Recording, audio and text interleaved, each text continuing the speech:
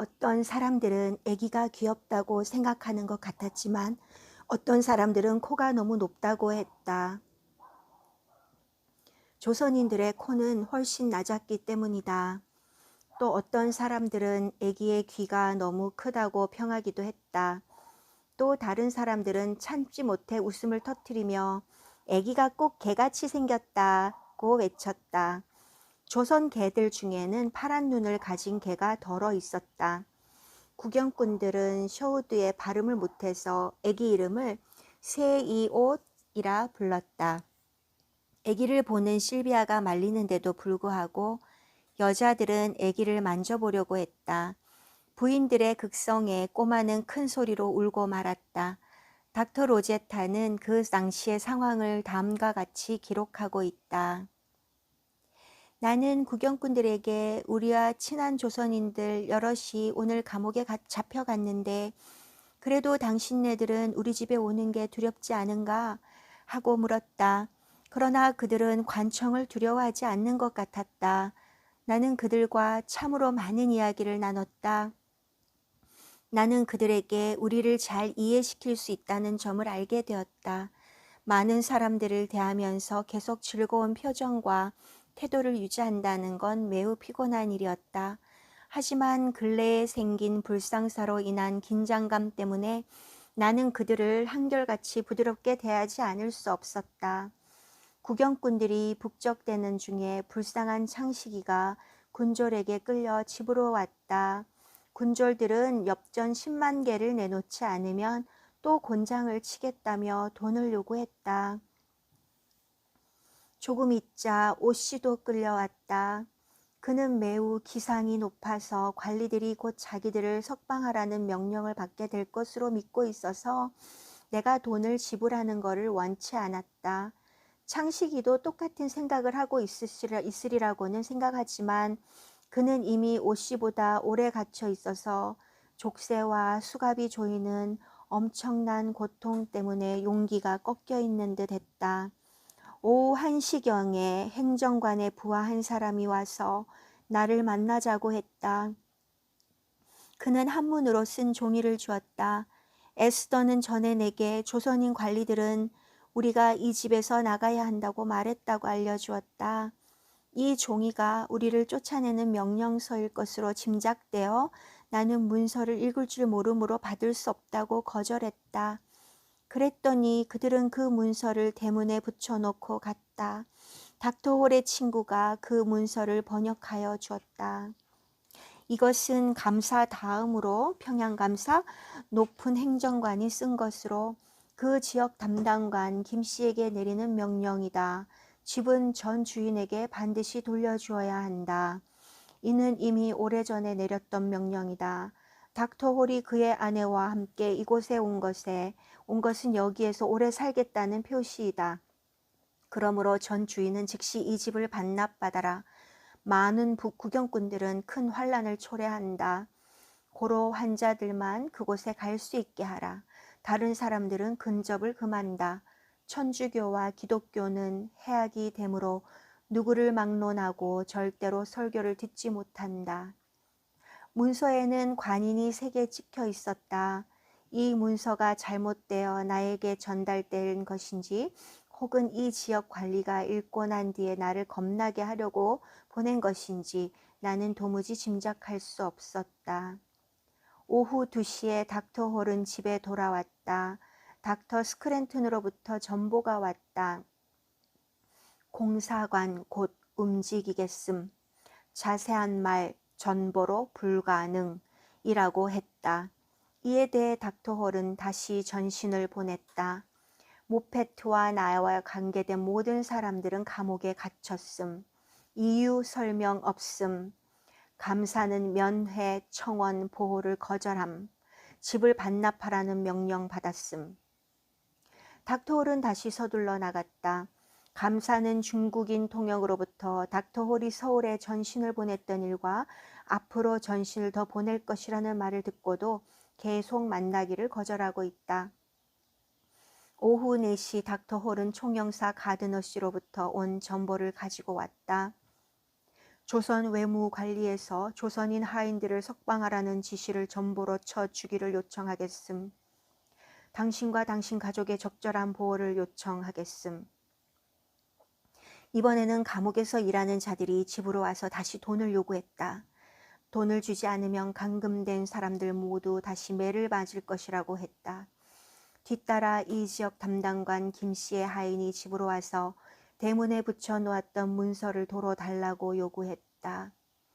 닥터홀은 그 문서를 받은 지 얼마 되지 않았고 우리로서는 그 문서가 누구에게 내리는 명령서인지를 알지 못했으므로 그 문서를 보관해야겠다고 생각하고 있었다. 그들이 문서를 달라고 왔을 때는 닥터홀이 막 식사를 하려던 참이었다. 우리는 그들에게 다음 날 아침에 오라고 말했다. 닥터홀은 누구를 만날 수 없을 정도로 지쳐 있었다. 그러나 그들은 계속 졸라댔다.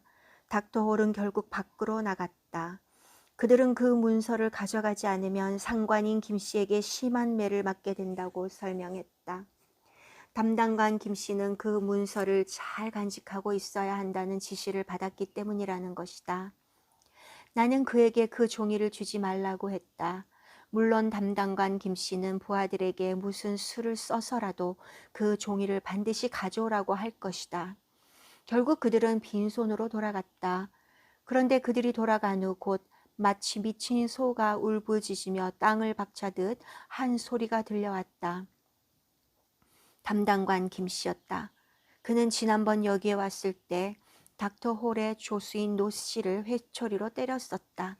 그때 노씨는 그를 사람이 아니라 돼지라고 했을 정도다.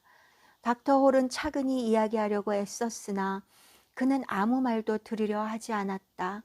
그처럼 펄펄 날뛰는 사람은 처음 봤다. 꼬마 셔우드는 그때 자고 있었는데 그 소동에 잠이 깼다. 박유산도 마당으로 나와 있었다. 그는 하루 종일 집안에 숨어 있었는데 그대로 숨어 있었으면 하고 나는 얼마나 바랐는지 모른다. 담당관 김씨는 유산을 보자 그가 의사의 하인 중 한 사람이라고 지적하더니 즉시 달려들어 그의 상투를 잡고는 발로 차고 심하게 때렸다. 닥터홀은 이 끔찍한 난동의 이유가 그 종이 문서 때문이라는 점을 알았다. 박유산도 매를 맞으며 그 종이를 주워버리라고 애청했다. 결국 그 종이를 주자 사당과 같은 김씨는 만족해서 돌아갔다. 오후 8시 실시로부터 전보가 도착했다.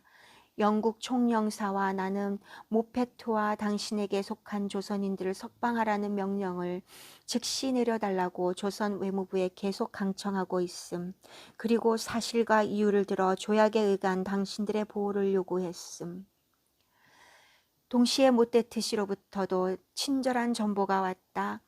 여호수아 1장 9절. 이 귀절을 고통을 당하고 있는 친구들에게 전해 주시오. 내가 네게 명한 것이 아니냐. 마음을 강하게 하고 담대히 하라. 두려워 말며 놀라지 말라. 내가 어디로 가든지 내 하나님 여호와가 너와 함께 하느니라. 여호수아 1장 9절. 우리는 기도를 하고 밤 10시에 잠자리에 들었다. 내 방의 뒤쪽에는 종이를 바른 작은 창이 하나 있었는데 그 앞에 침대가 놓여 있다. 닥터홀이 신선한 공기가 들어올 수 있게 창을 열어두었는데 창에 얇은 커튼이 쳐져 있었으므로 나는 이 창이 열린 것을 모르고 있었다. 나는 창 앞에서 옷을 벗느라고 서 있었는데 그때 갑자기 돌멩이 하나가 날아왔다.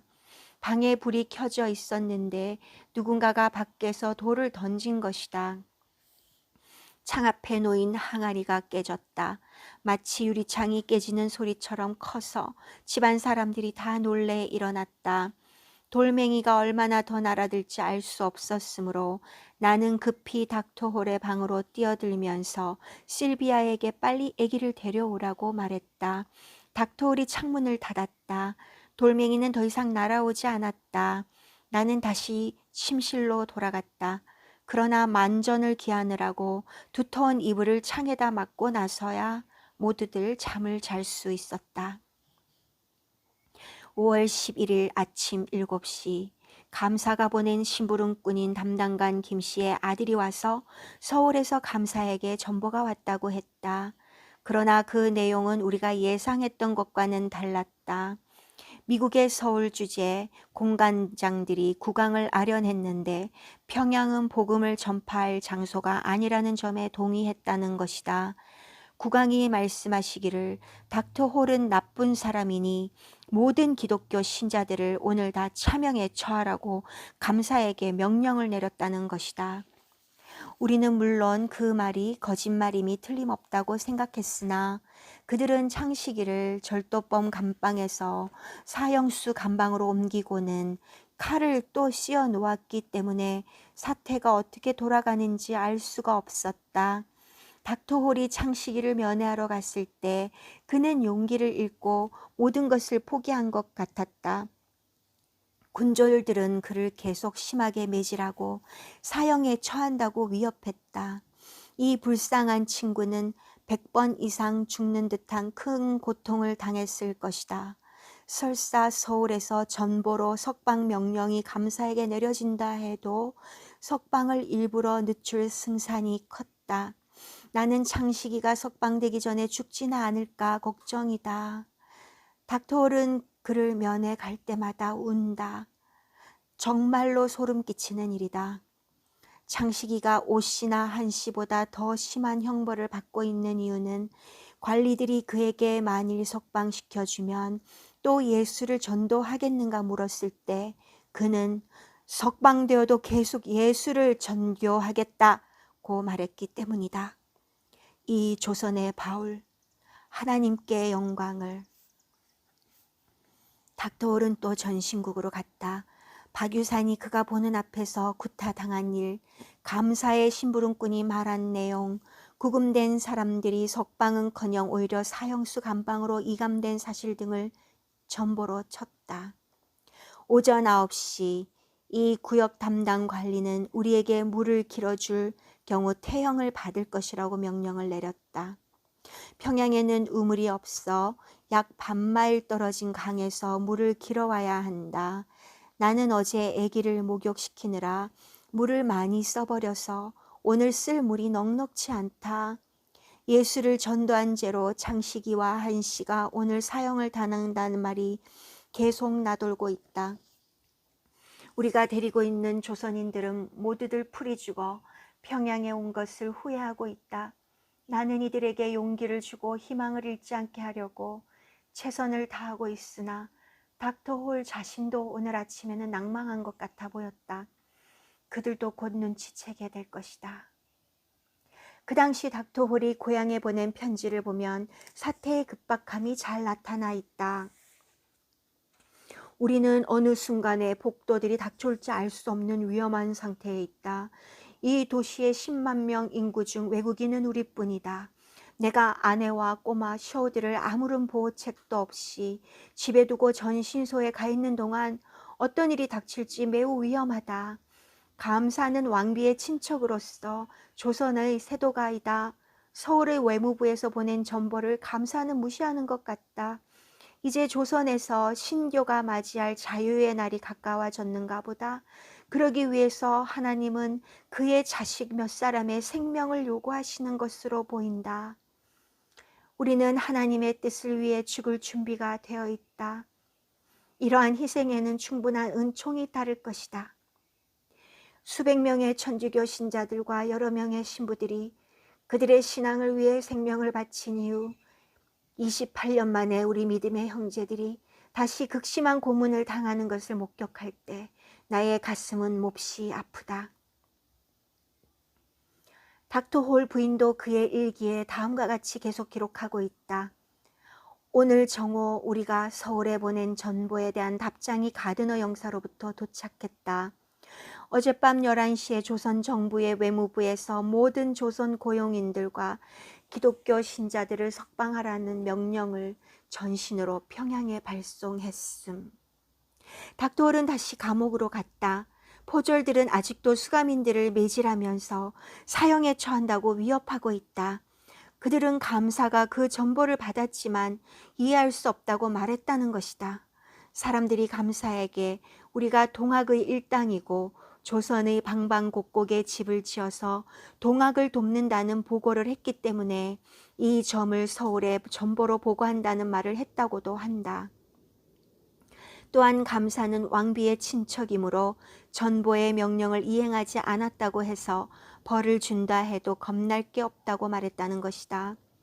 닥터 홀은 가디너 영사에게 답신 전보를 보냈다. 관리들이 물의 공급을 중단시켰음. 수감자들을 석방하지 않음.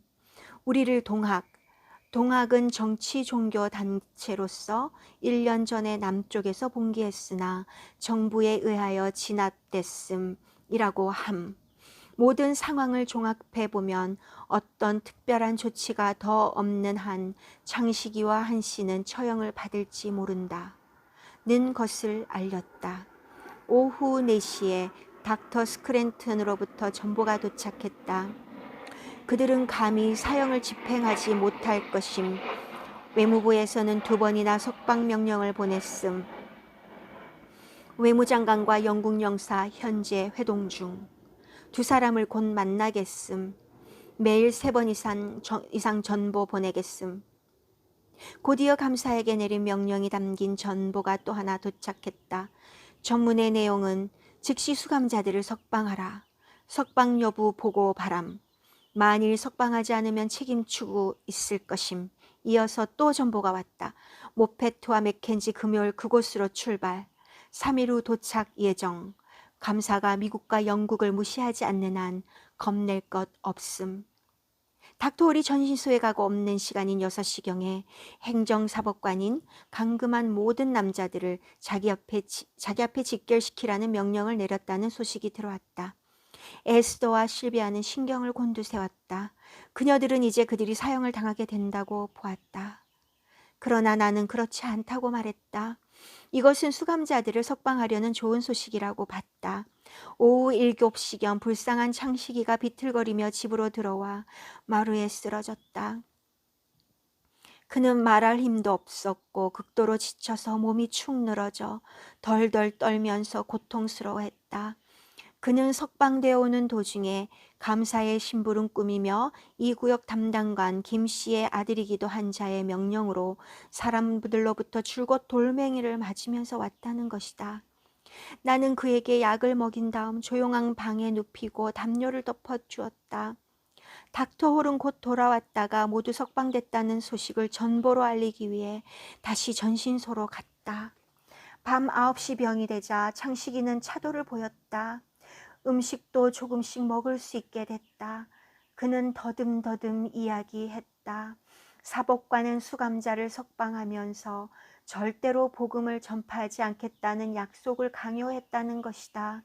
수감자들은 죽음을 면하는 길은 그 말을 응해주는 방법밖에 없다는 것을 알았다. 거기다 오랫동안 받은 고문으로 마음이 약해져 있었고 또 가족들의 안위를 생각하지 않을 수 없었다. 그들은 주저한 끝에 베드로같이 사법관의 요구에 응했다고 한다. 그러나 창식이만은 그 요구를 거절했던 것이다. 어떤 사람들은 기독교가 나쁜 종교라고 말하지만 나는 기독교가 옳다는 사실을 알기 때문에 앞으로도 기독교 신자로 살 것이며 다른 이들에게도 이를 전하겠다. 고 말했던 것이다. 사법관은 계속 예수를 부정하고 하나님을 모독하라고 명령했으나 창식이는 못하겠다고 거절했다. 그 때문에 사법관은 창식이를 석방하면서도 그에게 많은 사람을 딸려 보내지 않았다. 이때 김씨가 창식이를 돌로 쳐 죽이라고 말해 거리의 소년들과 남자들이 우리 집에 도착할 때까지 따라오며 계속 돌로 쳤던 것이다. 곧이어 오씨가 도착했다. 원래 몸이 좋지 못한 그녀가 얼마 전에 쌍둥이를 낳았는데 곧 오이에 오씨가 도착했다. 그는 석방하자 먼저 자기 집에 갔다가 왔다. 그의 아내는 몹시 앓고 있었다. 원래 몸이 좋지 못한 그녀가 얼마 전에 쌍둥이를 낳았는데 더구나 이런 사건으로 엄청난 쇼크를 받아 완전히 몸져 누워 있었다. 이 씨와 김 씨라고 불리우는 젊은 사람이 집으로 왔다. 이 두 사람은 이번 사건 중에 계속 용감하게 닥터 홀 편에 선 사람들이다. 또 소년들도 찾아왔다. 모두 함께 예배를 드렸다. 창식이가 사도행전 16장을 읽으면서 예배를 인도했다. 그는 진심으로 하나님의 사람이다. 그는 진실로 하나님의 사람이다. 닥터 홀은 창식이의 발 아래 꿇어 엎드리고 싶은 심정이었다. 그는 조선에서 예수를 위해 고난받은 신앙인을 볼 수 있었다. 는 이 하나의 사실만으로도 귀한 은혜라고 말했다.